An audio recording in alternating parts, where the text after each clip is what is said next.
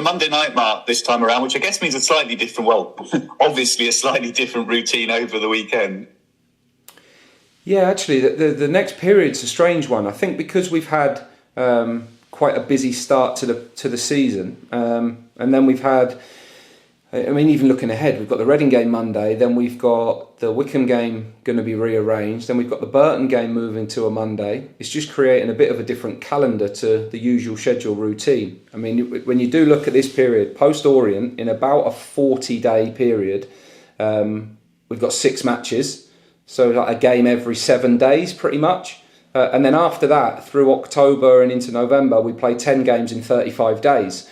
So we go from a fairly bit of time between games to prepare to a really, really hectic spell in the middle, which I think you quite often get, but it's just funny the way that those things work out. So the Reading game being moved to Monday has meant that we've had quite a big gap between the last game and this one, which means we've been able to have a real good hit of sort of 3 training days this week. Then we'll be off Friday, in Saturday, Sunday, with the game on Monday evening. So the schedule changes slightly. It's given us a good chance to get plenty of training sessions in between the games, gives us the weekend to really prepare and focus on Reading. Myself and Kevin went on Tuesday night to Reading against Ipswich in the Cup. Obviously a bit of a changed team, but a good opportunity to see that. And then on Saturday, myself and Barry will go and watch Oxford Port Vale ahead of Port Vale in a couple of weeks' time. So it does just give us a chance when we're not playing to train a bit more, to see the opposition a little bit more.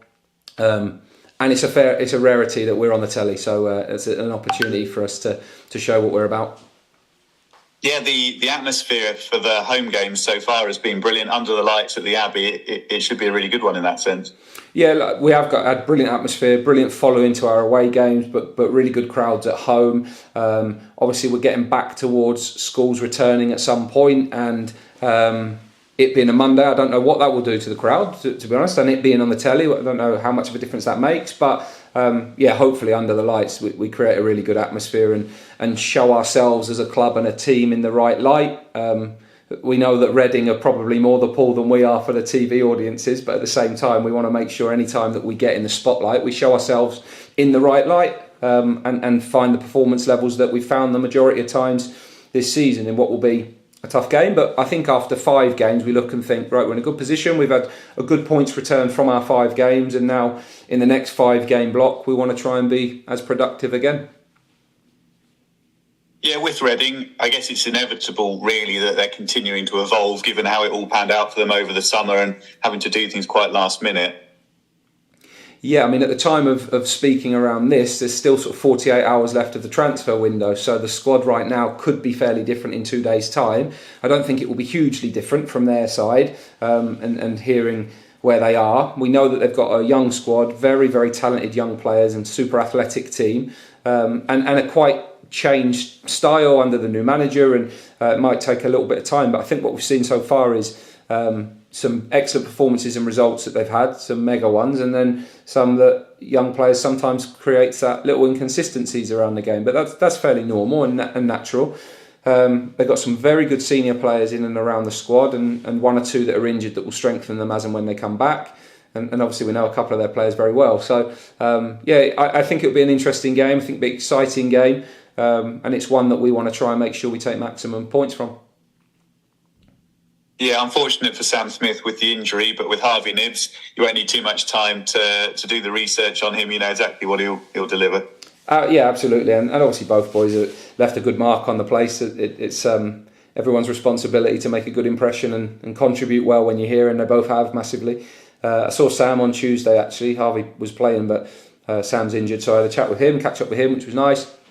And yeah, he's had a disappointing start because he picked up an injury early that's kept him out for a while, and he won't be back. But obviously we know Nibsy inside out and know the qualities that he'll bring them. So yeah, them 2 are ones that we know well. Others we're getting to know as we watch them live and see a little bit more work over the next few weeks. But we're still in that very early stage of the season where teams are finding their way, building connections, new teams, new players. Different players arriving in the season at different physical levels, fitness-wise. So it probably takes a bit more time before there's a real continuity in the league and you can really read too much into the results, I think, in the early stages. That first 10, 12 games is bank as many points as you can, and then as things settle, have a real hit at it when the games start heavy in October, November. With the team news, is Elias Kachunga ready to come back in for this one? Yeah, catches back in. Everybody else came through the weekend okay, so all being well, we've got a few training days yet between now and the game, but we're looking in good health, and hopefully we'll be really strong and refreshed and full of life and energy going into the game. I know he's got a little while to go, but is Jordan Cousins progressing okay?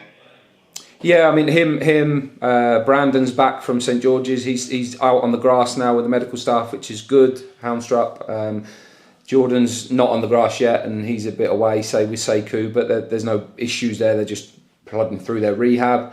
Adam, Mamadou, those types of lads, it's been a really good period for, because they're getting some heavy training sessions which they haven't had previously in a busy game spell, so it's been good for them, and there's lots of lads that are making their way back through. So yeah, if we can keep everybody on in good form and good health, once we get everybody back, we'll be strong.